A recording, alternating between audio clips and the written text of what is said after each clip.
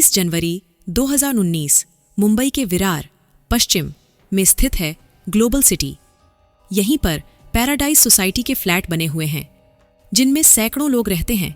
इस सोसाइटी में रहने वाले लोग जब नीचे आ जा रहे थे, तभी उन्हें तेज बदबू आती महसूस हुई।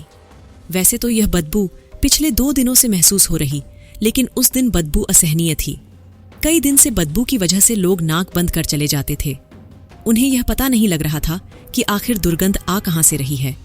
सोसाइटी के गार्डों ने भी इधर-उधर देखा कि कहीं कोई बिल्ली या कुत्ता तो नहीं मर गया, पर ऐसा कुछ नहीं मिला। 20 जनवरी को अपराह्न 11 बजे के करीब सोसाइटी के लोग इकट्ठा हुए और यह पता लगाने में जुट गए कि आखिर बदबू आ कहां से रही है। थोड़ी देर की कोशिश के बाद उन्हें पता चल गया कि बदबू और कहीं से नहीं, बल्कि सेप्टिक टैंक के चैम्बर से आ रही है। किस फ्लैट की टॉयलेट का पाइप बंद है, यह पता लगाने और उसे खुलवाने के लिए सोसाइटी के लोगों ने 2 सफाई कर्मियों को बुलवाया। सफाई कर्मचारियों ने चेक करने के बाद पता लगा लिया कि सोसाइटी की सी विंग के फ्लैटों का जो पाइप सेप्टिक टैंक में आ रहा था वह बंद है। सी विंग में 7 फ्लैट थे, उन्हीं का पाइप नीचे से बंद हो गया था। पाइप बंद होना आम बात होती है, जो आए दिन फ्लैटों में देखने को मिलती रहती है। सफाई कर्मियों ने जब वह पाइप खोलना शुरू किया तो उसमें मांस के टुकड़े मिले। पाइप में मांस के टुकड़े फंसे हुए थे, जिनकी सड़ांत वहां फैल रही थी। सोसाइटी के लोगों को यह बात समझ नहीं आ रही थी कि किसी ने मांस डस्टबिन में फेंकने के बजाय फ्लैट में क्यों डाला। जब पाइप में मांस ज्यादा मात्रा में निकलने लगा तो सफाई कर्मियों के अलावा सोसाइटी के लोगों को भी आश्चर्य हुआ। शक होने पर सोसाइटी के एक पदाधिकारी ने पुलिस को फोन कर इसकी जानकारी दे दी। सूचना मिलने पर अरनाला थाने के इंस्पेक्टर सुनील माने पैराडाइज सोसाइटी पहुंच गए। पाइप में फंसा मांस देखकर उन्हें भी आश्चर्य हुआ। उसी दौरान उन्हें उस मांस में इंसान के हाथ की 3 उंगलियां दिखीं। उंगलियां देखते ही उन्हें माजरा समझते देर नहीं लगी। वह समझ गए कि किसी ने कत्ल करके लाश के छोटे छोटे टुकड़े करके इस तरह ठिकाने लगाने की कोशिश की है। जल्दी ही यह बात पूरी सोसाइटी में फैल गई, जिसके चलते आदमियों के अलावा तमाम महिलाएं भी वहां जुटने लगीं। मामला सनसनीखेज था, इसलिए इंस्पेक्टर माने ने फोन द्वारा इसकी सूचना पालघर के एसपी गौरव सिंह और डीवाईएसपी जयंत बजबल्ले के अलावा अपने थाने के सीनियर इंस्पेक्टर घनश्याम आड़व को दे दी। पुलिस कंट्रोल रूम में यह सूचना प्रसारित होने के बाद क्राइम ब्रांच की टीम भी मौके पर पहुंच गई। पुलिस ने मांस के समस्त टुकड़े अपने कब्जे में लिए। पुलिस की समझ में यह बात नहीं आ रही थी कि जिसकी हत्या की गई है वह इसी सोसाइटी का रहने वाला था या फिर कहीं बाहर का। जिस पाइप में मांस के टुकड़े फंसे मिले थे वह पाइप सी विंग के फ्लैटों का था। इससे यह बात साफ हो गई थी कि कत्ल इस विंग के ही किसी फ्लैट में किया गया है। सी विंग में 7 फ्लैट थे। पुलिस ने उन फ्लैटों को चारों ओर से घेर लिया ताकि कोई भी वहां से पुलिस की मर्जी के बिना कहीं न जा सके। फोरेंसिक एक्सपर्ट की टीम भी बुला ली गई थी। वरिष्ठ पुलिस अधिकारियों की मौजूदगी में पुलिस ने उन सभी फ्लैटों की तलाशी शुरू कर दी। तलाशी के लिए पुलिस फ्लैट नंबर 602 में पहुंची। वह फ्लैट बाहर से बंद था। लोगों ने बताया कि वैसे तो इस फ्लैट की मालिक पूनम टपरिया हैं, लेकिन कुछ दिनों पहले उन्होंने यह फ्लैट किशन शर्मा उर्फ पिंटू नाम के एक आदमी को किराए पर दे दिया था। वही इसमें रहता है। किशन शर्मा उस समय वहां नहीं था, इसलिए सोसाइटी के लोगों की मौजूदगी में पुलिस ने उस फ्लैट का ताला तोड़कर तलाशी ली तो वहां इंसान की कुछ हड्डियां मिली। इससे इस बात की पुष्टि हो गई कि कत्ल इसी फ्लैट में किया गया था। कत्ल किसका किया गया था, यह जानकारी किशन शर्मा से पूछताछ के बाद ही मिल सकती थी। बहरहाल पुलिस ने मांस के टुकड़े, हड्डियां आदि अपने कब्जे में ली। थोड़ी कोशिश करके पुलिस को किशन शर्मा उर्फ पिंटू का फोन नंबर भी मिल गया था। वह कहीं फरार न हो जाए, इसलिए पुलिस ने बड़े रेलवे स्टेशनों, बस अड्डे व हवाई अड्डे पर भी पुलिस टीमें भेज दीं। इसके अलावा सीनियर पुलिस इंस्पेक्टर घनश्याम आढ़व ने किशन शर्मा का मोबाइल नंबर मिलाया। इत्तेफाक से उसका नंबर मिल गया। उन्होंने अपनी पहचान छिपाते हुए किसी बहाने से उसे एक जगह मिलने के लिए बुलाया। उसने आने के लिए हाँ कर दी तो वहां पुलिस टीम भेज दी गई। वह आया तो सादा लिबास में मौजूद पुलिस कर्मियों ने उसे दबोच लिया। 40 वर्षीय किशन शर्मा को हिरासत में लेकर पुलिस थाने लौट आई। एसपी गौरव सिंह की मौजूदगी में जब उससे उसके फ्लैट नंबर 602 में मिली मानव हड्डियों और मांस के बारे में पूछताछ की गई तो थोड़ी सी सख्ती के बाद उसने स्वीकार कर लिया कि उसने अपने 68 वर्षीय लंगोटिया यार गणेश विट्ठल कोलटकर की हत्या की थी। पुलिस ने मृतक के शरीर के अन्य हिस्सों के बारे में पूछा तो किशन ने बताया कि उसने गणेश की लाश के करीब 500 टुकड़े किए थे।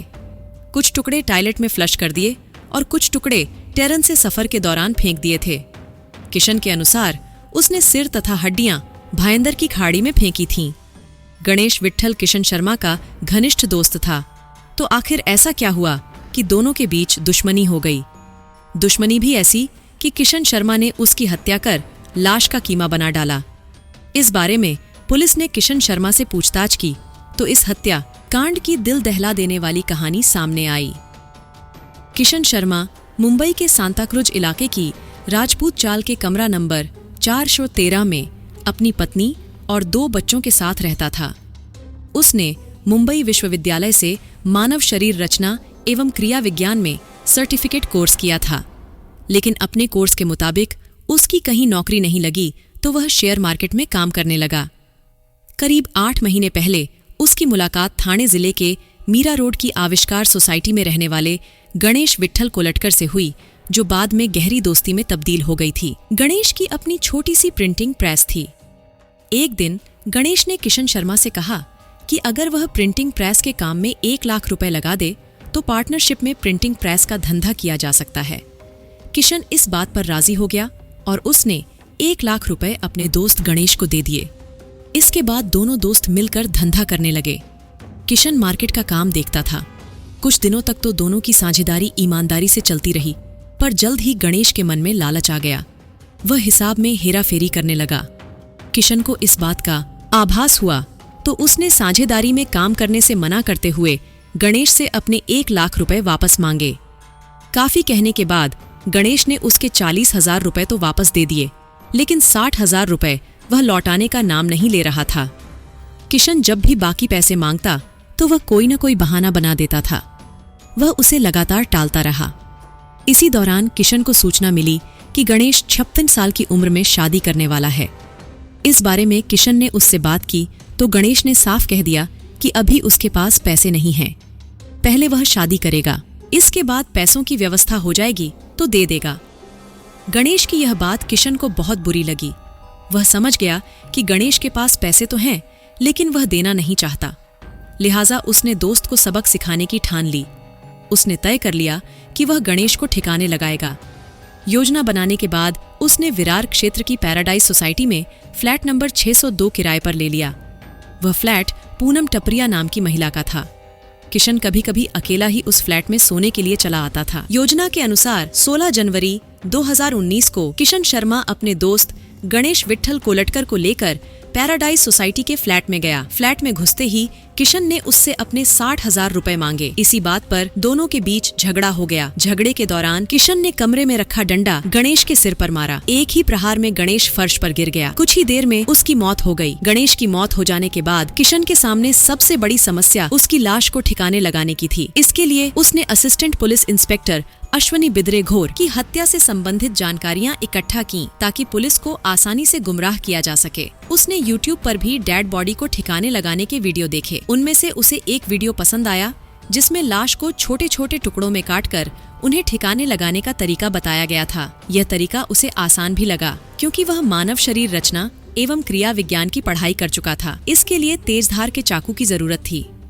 किशन शर्मा सांताकुरज इलाके की एक दुकान से बड़ा सा चाकू और चाकू को तेज करने वाला पत्थर खरीद लाया। फ्लैट पर पहुंचकर किशन शर्मा ने सबसे पहले गणेश विट्ठल कोलटकर की लाश का सिर धड़ से अलग कर उसे एक पॉलीथीन में रख लिया। इसके बाद उसने लाश के 500 से अधिक टुकड़े कर दिए। शरीर की हड्डियों और पसलियों को उसने तोड़कर अलग कर लिया था। वह मांस के टुकड़ों को टॉयलेट की फ्लश में डालता रहा। सिर और हड्डियां उसने भायंदर की खाड़ी में फेंक दी। कुछ हड्डियां उसने पॉलीथीन की थैली में भरकर ट्रेन से सफर के दौरान रास्ते में फेंक दी थी।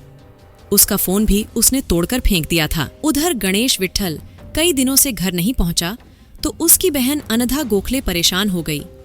उसने भाई को फोन करके बात करने की कोशिश की, लेकिन उसका फोन बंद मिला। फिर वह 20 जनवरी को मीरा रोड के नया नगर थाने पहुंची और पिछले 4 दिनों से लापता चल रहे भाई गणेश विट्ठल की गुमशुदगी दर्ज करा दी। पुलिस ने किशन शर्मा से पूछताछ के बाद गणेश विट्ठल का सिर बरामद करने की कोशिश की, लेकिन वह नहीं मिला। अंततः जरूरी सबूत जुटाने के बाद हत्यारोपी किशन शर्मा को न्यायालय में पेश कर जेल भेज दिया। इस तरीके से पैसों के लालच ने एक इंसान की जिंदगी को समाप्त कर दिया। ऐसी घटनाएं अक्सर आप सभी को सुनने, देखने को मिल जाती हैं। इन घटनाओं से एक अच्छा सबक आपको जरूर लेना चाहिए। इंसान को जरूरी समझाना चाहिए। पैसे का लालच आपको अंधा बना देता है। यही नहीं, एक इंसान की जिंदगी तो जाती है, साथ ही आप उम्र भर सलाखों के पीछे भी रहते हैं। इसीलिए सतर्क रहिए और हमेशा सही गलत को वादे नजर रखते हुए फैसला ले।